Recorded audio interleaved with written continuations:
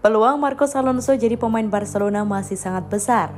Seminggu yang lalu, upaya Barcelona mengejar Marcos Alonso dikabarkan sudah mereda.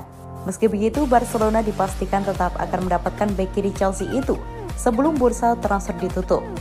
Ketertarikan Barcelona terhadap pemain berusia 31 tahun itu sudah cukup lama, kira-kira 1 bulan yang lalu.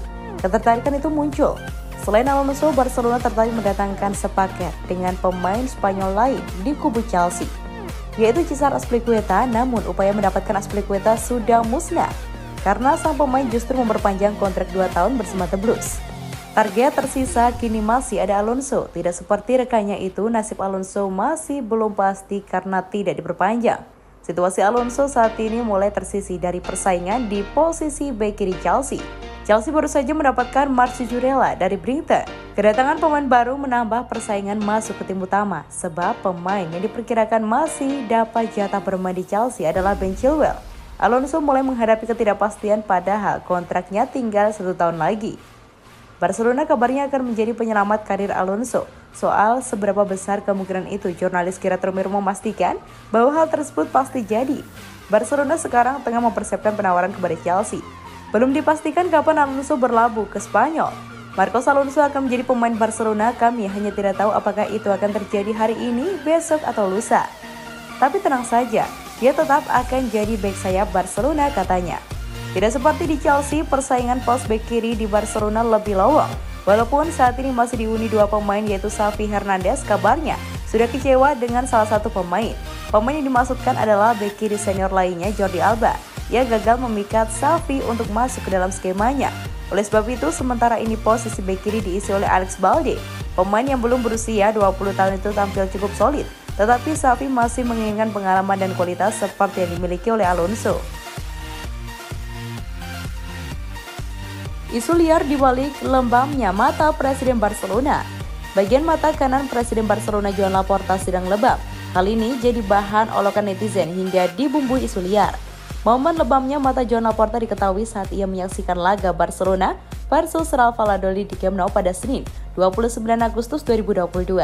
Saat itu ia duduk bersama Ronaldo dan Luis Nazario de Lima. Presiden Real Valladolid saat tiba, Laporta terlihat datang dengan mengenakan kacamata hitam.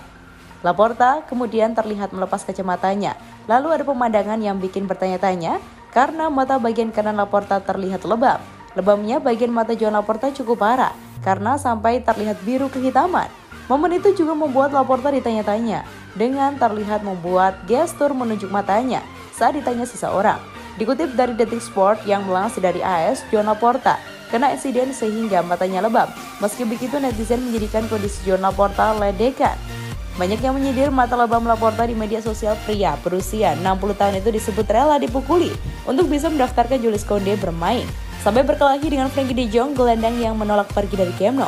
Kehadiran Joan Laporta sendiri tidak sia-sia datang ke Camp Nou. Di hadapannya, Barcelona menang telak 4-0 atas Valladolid. Dalam laga itu, Barcelona memainkan Jules Koundé sejak awal dan bisa menjaga gawangnya tak kebobolan. Sedangkan Robert Lewandowski bikin 2 gol yang membuatnya memimpin daftar top skor La Liga musim ini. Barcelona kini berada di peringkat ketiga klasemen Liga Spanyol dengan 7 poin. Blaugrana masih tertinggal 2 poin dari Real Madrid yang memimpin di posisi pertama. Xavi Hernandez kasih opininya tentang permainan Raphinha di Barcelona. Pelatih Barcelona Xavi Hernandez mengutarakan opininya tentang permainan Raphinha sejak bergabung dari Leeds United pada bursa transfer musim panas ini. Sang penyerang sayap tim nasional Brasil direkrut dari Leeds United dalam transfer yang berlarut-larut di sepanjang musim panas. Namun pada akhirnya berhasil direkrut dengan mahar 55 juta pound sterling. Xavi Hernandez nampaknya sangat menginginkan di sepanjang bursa transfer musim panas. Dan Raphinha nampaknya berhasil membayar kepercayaan dari sang pelatih setelah selalu dimainkan dalam ketiga laga yang dimainkan oleh Barcelona di La Liga musim ini. Sang pemain berusia 25 tahun menciptakan assist pertamanya untuk klub Blaugrana ketika mereka menghancurkan Real Valladolid dengan skor 4-0 pada Senin 29 Agustus dini hari tadi waktu Indonesia Barat.